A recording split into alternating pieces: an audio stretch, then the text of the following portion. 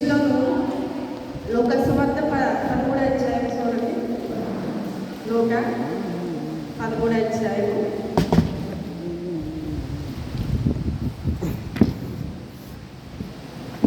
ఆ రోజు మరియు ఆయన వారితో ఈ ఉపమానం చెప్పెను. ఒక మనిషి ద్రాక్ష తోట అంజూరపు చెట్టు ఒకటి నాటబడి ఉండెను. అతడు దాని పండ్లు వెతకవచ్చినప్పుడు ఏమీ దొరకలేదు. కనుక అతడు ఇదిగో 3 ఏళ్ల నుండి నేను ఈ అంజూరపు చెట్టును పండ్లు వెతుకుచున్నాను కానీ ఏమీ దొరకలేదు.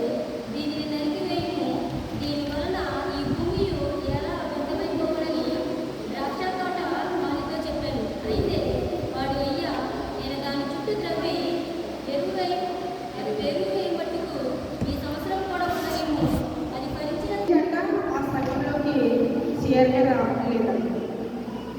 ఆదివారం వారి కాళ్ళు వెళ్ళి ప్రార్థన చేస్తే వచ్చేస్తారంట. ఆరాధన లేదు, ప్రసంగం లేదు, వాళ్ళ ఆరాధన లేదని ఎంతో వేదనతో ఉన్నారంట.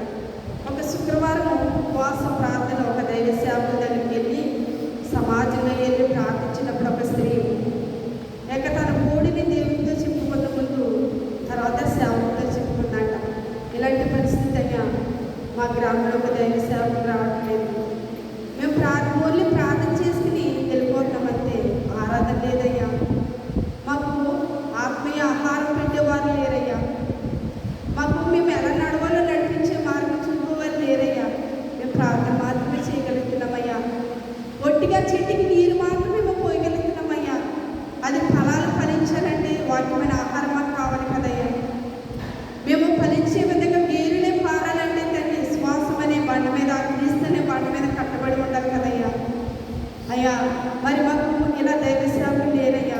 దైవ సేవకులు వచ్చినట్టు ప్రార్థన చేసి ఆ యొక్క ఉపవాస ప్రార్థన స్త్రీలు అడిగినప్పుడు ఈ శుక్రవారం ఉపవాస ప్రార్థన చేశారంట. మరొక నెక్స్ట్ ఆదివారం దైవ సేవకులు వాళ్ళ సన్నిధికి వచ్చి వాక్యం చెప్పారంట. దేవుడు కార్యాలు ఇంత గొప్పగా ఉంటాయి. ఆయన కార్యాలు మనము వివరించలేము, వర్ణించలేము. అలాగే ఈ భక్తులు కూడా తనకి ఎంతో విశ్వాసం కలిగి ఫలబద్ధమైన మనం ఫలాలు పొందాలంటే మనలో ఒక విశ్వాసం అనే గొట్టు మనము గట్టిగా కట్టబడి ఉండాలి. దేవుని సన్నిధిలో గట్టిగా మనం గొట్టు వేసినప్పుడే ఈ యొక్క ప్రార్థన అంట ఒక ప్రవాహం లాంటిదంట. ప్రవాహం వచ్చినప్పుడు దాని ముందు ఏదైనా ఆగగలనా? అది ఏదైనా సరే వేయండి. దాని నీరు యొక్క పొరుగు పారినప్పుడు ఏదైనా దాని ముందు వేయండి. దాన్ని మించి దాటి నీరు పైకి వెళ్ళిపోయి కొట్టుకుపోయి పద్దెళ్తుంది. అలాగే ప్రార్థన ఒక ప్రవాహం లాంటిది. ఆ ప్రార్థన చేసినప్పుడు మనం ఎదుర్కొన్న ప్రతి సమస్యను ఆ యొక్క ప్రార్థన ఎగటంపులు చేసి చక్కగా సరళం చేసి ఆ సమస్య నుంచి విడుదల చేస్తుంది. అలాగే మనం ప్రతిదీ కూడా ఒక ఆనకట్టుగా మనం ప్రార్థన చేసినప్పుడు ఆ యొక్క సమస్యని ఆనకట్ట ఉన్నప్పుడు ఒక ప్రార్థనని పునాది వేసినప్పుడు దేవుడు గొప్ప కార్యం మన జీవితంలో చేస్తాడు. దేవసేవకుడు చెప్పిన ప్రతి మాట కూడా మన హృదయం తలపోసుకుంటే ఎవరు వేసుకుంటూ ఉండాలి. అలాగే వాక్యాన్ని మనం చదివినప్పుడు జ్ఞానించాలంట. దాన్ని ఈ విధంగా ఉన్నది ఏంటని దాన్ని జ్ఞానించుకున్నప్పుడు ఎక్కడ లేని మర్మాలు దేవుడు మనకి బయలుపరుస్తాడు. ఇతర కంఠపాటు మనకి ఇచ్చినప్పుడు ఒక ప్రైజ్ నేను పొందుకోవాలనే ఆశ మనకి ఎలా ఉంటుందో ఆ వాక్యాన్ని మనం చదివినప్పుడు ప్రతి చోట దాన్ని ధ్యానించుకుంటేనే చదువుకుంటేనే ఎలా ఉంటాము ఆ సమయంలో. అలాగే మన ఈ యొక్క వాక్యం చదువుకున్నప్పుడు ఆ వాక్యం మనం ఎవరు వేసుకున్నప్పుడు మూఢమైన మర్మాలు దేవుడు మనకి బయలుపరుస్తాడు. మన హృదయం ఎంతో సంతోషంతో పొంగుతూ ఉంటుంది అన్నమాట. ఈ వాక్యానికి ఈ యొక్క భావానికి ఇది కదా అర్థము.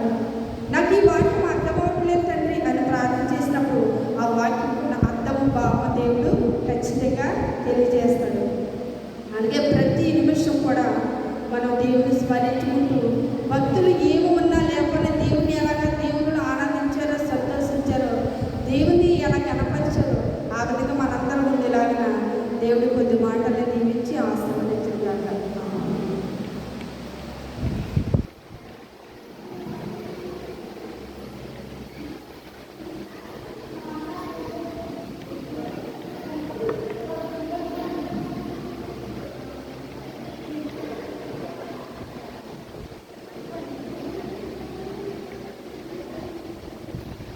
దేవుని పరిశుద్ధ నామములో అందరికీ వందనాలు.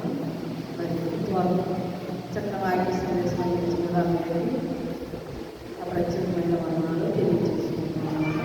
అలాగే గత వారం చెప్పాను కదా, దేవుని మీద గర్వించిన వారు దేవుని